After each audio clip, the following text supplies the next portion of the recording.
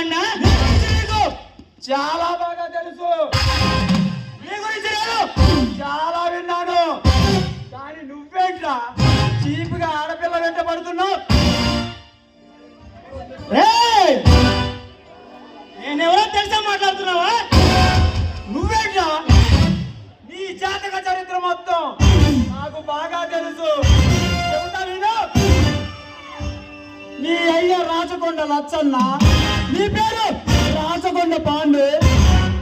బడికి వెళ్ళే టైం నుండి కొట్టాను తింటూ కొట్టా పండుగ పేరు మార్చుకున్నా గోండా నా కొడుకువి.